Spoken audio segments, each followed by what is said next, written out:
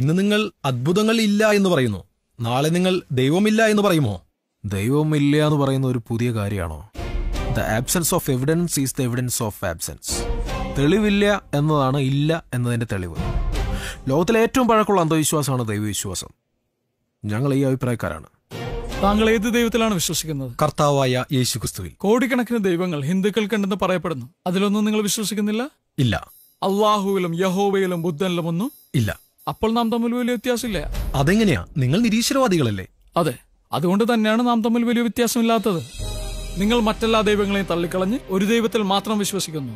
നിങ്ങൾ വിശ്വസിക്കുന്ന ആ ദൈവത്തെ കൂടി ഞങ്ങൾ തള്ളിക്കളയുന്നു. ഞങ്ങൾ 100%, നിങ്ങൾ 99%. അത്രയേ ഉള്ളൂ.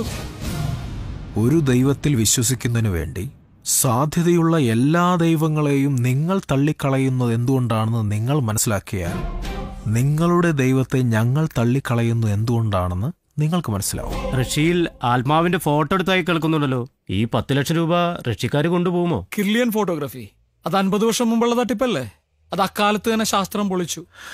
ആത്മാവ് എങ്ങനെയാണെന്ന് കണ്ടെത്താൻ കിർലിയൻ ഫോട്ടോഗ്രാഫിയുടെ ആവശ്യമില്ല.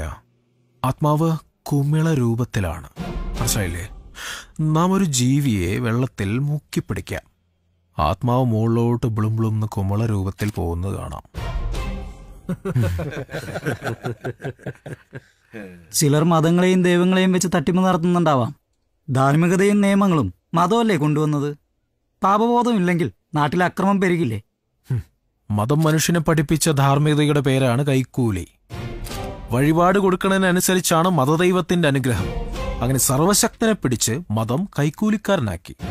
ഒരു ജനതയുടെ ദൈവം തന്നെ കൈക്കൂലിക്കാരനാ, പിന്നിലെ രാഷ്ട്രീയക്കാരനും ഉദ്യോഗസ്ഥനും. നിങ്ങളുടെ ഈ സംരംഭത്തിന് ബുദ്ധിജീവികളെയും രാഷ്ട്രീയ പാർട്ടികളെയും പിന്തുണ കിട്ടുമെന്ന് പ്രതീക്ഷിക്കുന്നുണ്ടോ? അവര് പിച്ച വന്നില്ലെങ്കിലും പട്ടിയെ വിട്ട് കടുപ്പിക്കായിരുന്നാ മതി. നമ്മുടെ നാട്ടിലെ സാമ്പ്രദായിക ബുദ്ധിജീവികൾ ആജീവനാന്തം നിഷ്പക്ഷരായിരിക്കാൻ വിധിക്കപ്പെട്ടവരാണ്. ഭൂമി ഉരുണ്ടതാണെന്നും മല പരന്നതാണെന്നും രണ്ടു കൂട്ടർ വാദിച്ചാൽ ബുദ്ധിജീവി പറയും ഭൂമി ഇഡ്ലി പോലെയാണെന്ന്. അതാണ് നിഷ്പക്ഷത. തമ്മിൽ ഭേദം രാഷ്ട്രീയക്കാരാ. കുഴപ്പം മതപ്രീണന. 10 വോട്ട് പറഞ്ഞോടത്ത് ചെയ്യിപ്പിക്കാൻ പറ്റണ മതായാ മതി. രാഷ്ട്രീയക്കാർ പ്രീണിപ്പിക്കും. വോട്ടിങ്ങനെ ബാങ്കിലിട്ട് വെച്ചിരിക്കല്ലേ, ന്യൂനപക്ഷം ഭൂരിപക്ഷം എന്നൊക്കെ പറഞ്ഞ്. മതങ്ങളെയും രാഷ്ട്രീയക്കാരെയും തള്ളിക്കളയുന്ന നിങ്ങൾക്ക് മറ്റെന്തെങ്കിലും ബദൽ മുന്നോട്ട് വെക്കാനുണ്ടോ? തീർച്ചയായും ഉണ്ട്. മനസ്സമാധാനത്തിനു വേണ്ടി മാത്രം ദൈവത്തെ വിളിക്കുന്ന ലക്ഷ്യങ്ങളുണ്ട്. തനിക്ക് മതവിശ്വാസമില്ലാന്ന് പരസ്യമായി പറയാത്തവരും ഒരുപാടുണ്ട്.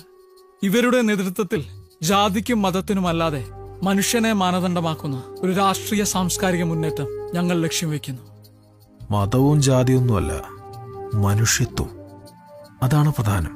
മതങ്ങൾ മനുഷ്യനെ മതിൽ കെട്ടി വേർതിരിച്ചു. ആ മതില് നമ്മളൊരിക്കൽ പൊളിച്ചതാ. ഇപ്പോ ആ മതില് ചിലര് ചേർന്ന് പിന്നെയും പണിയുന്നുണ്ട്. അത് ഉയരണേന് മുമ്പ് പൊളിക്കണം. അതാണ് ലക്ഷ്യം.